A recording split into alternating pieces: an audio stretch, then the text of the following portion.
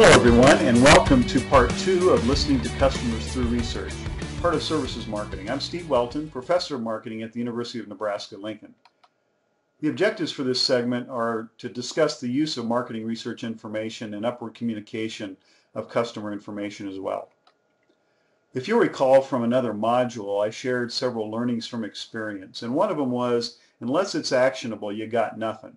That referred to market research. And unless you have actionable research, you might as well not even bother going through the exercise, really. Here's how you develop actionable research.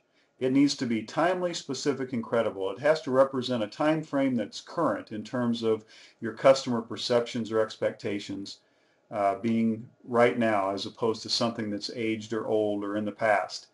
It needs to be specific enough to take action on it. And it needs to have credibility. Not only did the research methodology develop credibility, but the findings seem plausible and credible as well. What you're really doing is turning insights into action. You're taking the original objectives that you had and the questions you developed to answer the objectives, and you're making sure that you go back and answer all of those. You actually deliver on the promise, or else you're not meeting the expectations of your senior management team.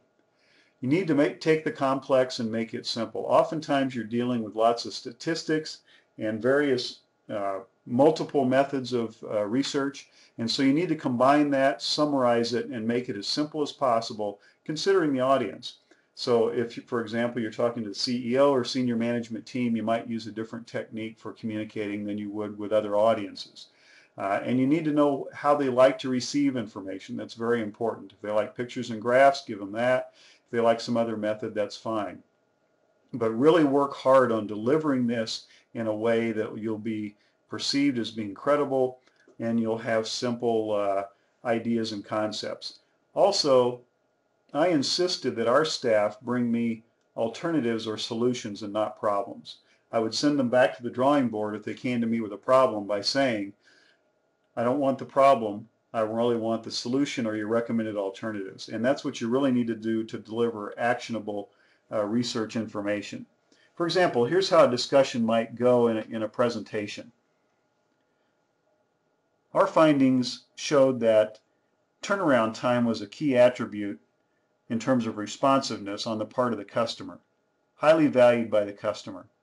We also found that our service turnaround time is 2 days.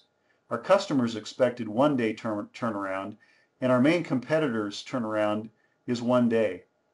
So we found that we are losing customers to our main competitor and that our retention rate has slipped from 90% to 80%. Therefore, we concluded that it's important to take action. In other words, this was a key attribute that's important enough that we need to do something about it, or else we risk losing customers. We have several alternative solutions that we analyzed. The first one was to manage customer expectations such that we coach them to expect 2-day turnaround. For X, Y, and Z reasons, we discounted this approach. We also considered increasing staff to increase turnaround times or reduce turnaround times to expected levels. But that caused an increase in costs in X, Y, Z other recommendation. Third, we analyzed changing the process to eliminate steps. We found we could do this without any additional staff or incremental dollars, and that if we did that, we would increase our retention rate to 95%. Therefore, we recommend X, Y, and Z. That's how an actionable research conversation might go.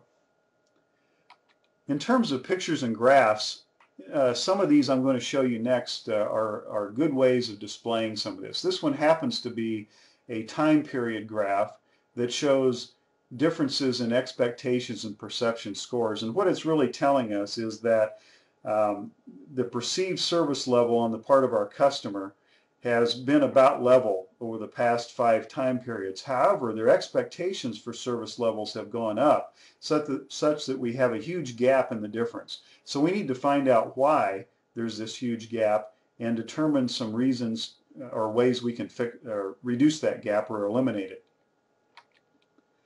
Another way to look at it is to plot the 5 service dimensions: reliability, responsiveness, assurance, empathy, and tangibles. Use our zones of tolerance and plot where the perception of our service actually is on these. And in this case, you see in reliability, the perceived service level is way below the zone of tolerance, so we've got a big problem. In the area of intangibles, we're doing pretty well. We're at the upper end of the zone of tolerance, so we're okay there. So a picture can really describe in very quick order areas you need to focus on. This is a good example of it. And then you can plot attributes on a 4-box square here that I think is very valuable. So for example, along the bottom, if you find that your attribute performance is high in an area, but the attribute importance to the customer is low, you might want to not spend more money doing that because you're already performing way above what the customers expect. On the other hand, if the attribute performance is very high and your performance is low, which is the upper left box, these would be attributes you need to improve upon, and if you do improve upon those, you have high leverage, meaning there's high revenue and profit potential. So if you plot attribute performance versus attribute importance, it will tell you strategically and tactically the areas that you need to focus on. So this is a good example of using pictures to illustrate a complex concept. Well, finally, let's talk about upward communication. There are several different techniques you can use to make sure that information gets up to the executive level on the customer. Those people in the organization that are removed 1 level or 2 levels or more from the actual discussions with the customer on a day-to-day basis. First of all, you can have your executives visit customers. This is real common in the business-to-business environment where your president or CEO or chief marketing officer would go out and talk with business customers. You can also set up executive listenings, times where the executives listen to what employees are hearing from the customers. You can also do that directly with the customer.